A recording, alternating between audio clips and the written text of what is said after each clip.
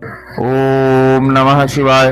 मित्रों नमस्कार, मैं पंडित रामदास शास्त्री काशी स्टोर में समस्त दर्शकों का स्वागत है, अभिनंदन करता हूँ। आज हम विशेष रूप से चर्चा करेंगे, बात करेंगे होलिका दहन के बारे में। जैसा हम जानते हैं कि होलिका दहन यानी बुराई पर अच्छाई के जीत के रूप में हम होलिका दहन मनाते हैं।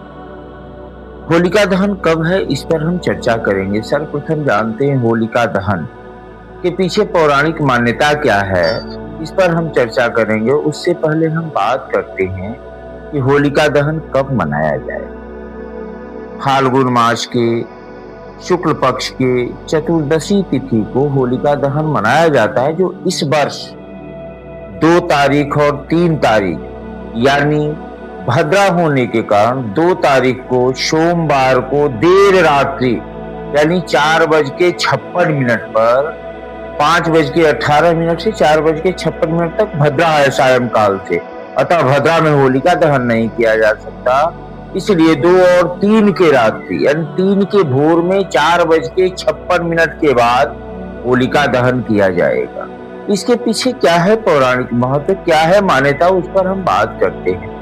जैसा हम जानते हैं कि भक्तराज प्रहलाद हिरण्यकशिपु के पुत्र थे और इनको जलाने के लिए होलिका यानी हिरण्यकशिपु की बहन होलिका कंबल में लपेट करके अग्नि में बैठी। जो उसके पास चादर था, कंबल था, वो कभी जल नहीं सकता था, वो ब्रह्मा जी का वरदान था।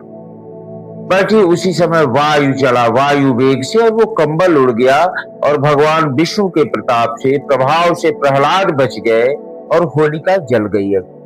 इसलिए हम बुराई पर अच्छाई के जीत के रूप में, असत्य पर सत्य के जीत के रूप में हम होलिका दहन करते हैं, ताकि हमारे शरीर से, हमारे समाज से नकारात्मक ऊर्जा का शमन हो और सकारात्मक ऊर्जा का प्रवेश हो। इसलिए होलिका दहन सभी के लिए शुभ हो। उसके बाद ठीक 1 दिन बाद हम होली मनाते हैं। अगले कार्यक्रम में हम चर्चा करते हैं कि होली हम कब मनाएं। पुनः अगले कार्यक्रम में उपस्थित होते हैं एक नए विषय के साथ।